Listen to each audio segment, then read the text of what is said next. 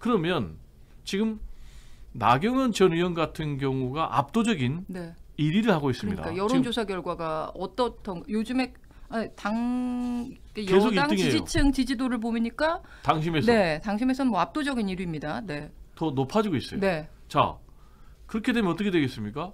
지금 용산 대통령실 내지는 윤심 내지는 윤핵관들은 이미 정해졌어요. 네. 누구냐? 김기현, 김기현이죠. 김장 연대로.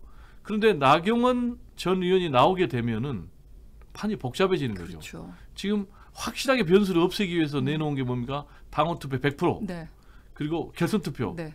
그런데 나경원 전 의원이 나오고 그리고 또 유승민 전 의원도 나오고 안철수 의원도 나오고 그렇죠. 안철수 거기 이제 이미 출사를 네. 던졌으니까 네. 그렇게 될 경우에는 정작 윤심이라고 볼 수 있는 김기현 존재감이 네, 없어지죠. 당권 주자가 1, 2등 안에도 못 들 가능성이 있는 그렇죠. 거예요. 네. 그러면 어떻게 되겠습니까? 용산 대통령실은 큰일 나는 거예요. 윤석열 대통령도 큰일 나는 거예요. 왜 큰일 나느냐? 내 사람을 심어서 공천권을 확보해서 내 사람들을 대거 국회의원에 진입시켜서 당을 확실히 장악을 하고 국정 운영을 안정적으로 운영하고 더 나아가서 차기 대통령 후계자 구도까지 결정지어야 되는데 나경원 변수 때문에 이게 다 틀어지는 거예요. 그래서 지금 이렇게 용산 대통령실에서 또 친윤들이 십자포화 던지면서 나경원 전 의원 주저앉히기에 나서고 있는 것이 아닌가 이렇게 배종호는 분석을 하고 있습니다. 나경원 전 부위원장 나경원 부위원장 나오겠죠? 어떻게 보십니까?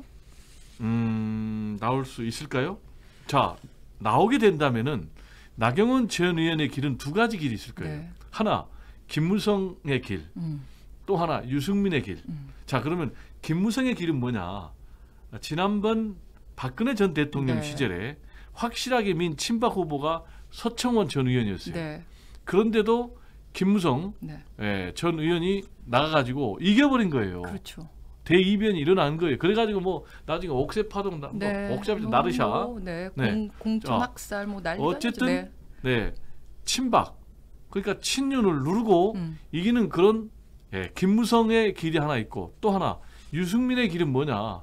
결국은 박근혜 전 대통령과 척을 지고 네. 대립각 서면서 완전히 배신자 예. 해가지고 치명상을 입어가지고 지금까지 고생하는 그런 길을 갈 수가 있느냐? 이 두 가지 갈림길이 있기 때문에 지금 어떤 길이든지 다 편치 않은 길인 거예요. 그래서 나경원 전 의원 같은 경우는 지금 계속 고심을 하고 있는 거예요. 고심을 하고 있는 결정적인 이유는 내가 과연 나갔을 경우에 여론조사 그대로 일치할까? 그래서 내가 과연 당대표가 될 수 있을까? 안 될 경우에 이제 나는 끝일 수도 있는데 그렇죠. 이렇게 안 생각하겠죠. 되면은 네. 사실상 끝에 가까운 그렇죠. 정치 여정이 예. 예상이 돼요. 왜냐하면 지금 떨어지면은 공천권을 행사를 하니까 2024년도에 지금 동작이 지역구거든요. 네. 지금 공천을 굉장히 못 분위기가 받겠죠. 좀 좋아요. 네. 나가면 될 수가 있어요. 네. 근데 나갈 경우에는 본인이 되면 다음에도 당대표 도전할 수가 있는 그렇죠. 거예요. 근데 당 공천을 못 받는다. 그럼 지금 63년생이거든요. 거의 지금 60이거든요. 그러면 정치적인 미래가 없는 거죠. 그래서 지금 이렇게 고심을 하고 있는 것 아닌가. 지금 보면은요, 굉장히 재밌는 행보를 하고 있어요. 뭐냐? 저출산 부위원장은 사의를 표명을 했는데 네.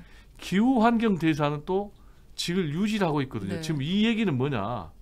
완전히 용산 대통령실하고 관계를 척질 생각은 결연하지는 없는 건 않겠다. 거죠. 네. 그래서 용산 대통령실하고 계속 조율을 해 나가겠다라는 것인데 제가 볼 때는요. 용산 대통령실하고 조율해 이건 저의 생각입니다. 네. 2024년 오케이. 그럼 내가 안 나갈 테니 그러면 동작 공천 확실하게 좀 보장을 해달라라는 그런 대화도 오고 갈 가능성이 있다.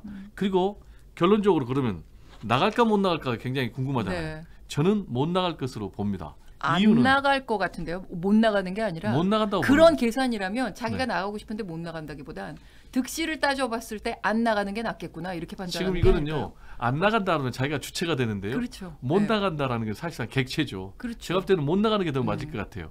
자, 왜냐? 이런 결정적인 얘기도 있어요. 호사가들이. 못 나간다. 이유는 나경원 전 의원이요. 지난번에 윤석열 전 검찰총장 시절에 네. 검찰에 걸려있는 것이 열 몇 가지가 있었어요. 근데 그게 사실상 뭐 제대로 조사도 안 되고 다 끝났거든요. 네. 네. 근데 지금 보면은 이재명 대표 또 이재명 대표의 아들에 대해서 막 재수사가 들어가잖아요. 그럼 재수사가 들어갈 경우에 과연 나경원 전 의원 안전할까? 재수사 공세 버틸 수 있을까? 그래서 종합적으로 못 나간다. 이렇게 저는 봅니다. 네. 결정은 본인이 한 거니까 뭐 본인의 이해득실을 따졌을 때 아이고, 한번 안 물어볼까요? 나가는 게 전화해서. 네, 안 근데요. 나가는 게 본인은 낫겠구나. 지금도 고심 중이라고 얘기하고 있어요. 네. 그럼 자, 그런데 여론조사? 지금 여론조사는 근데 아까 말씀을 하셨기 아니, 때문에 여론조사 상당히 좀 재밌어요. 네네. 자. 여론조사 추이는 지금 뭐 나경원 부위원장이 1위를 계속 하고 있죠. 네. 근데요. 여론조사를 보면 좀 변화가 있어요. 네. 자, 이 여론조사가 언제 있었냐면 7일에서 9일까지가 있었거든요. 예. 그러면은 나경원 전 의원의 발언 파문이 있을 즈음에 지금 여론조사 그렇죠. 돌아갔거든요. 그런데 나경원 전 의원의 당심 지지율이 30%로 올라버렸어요. 네.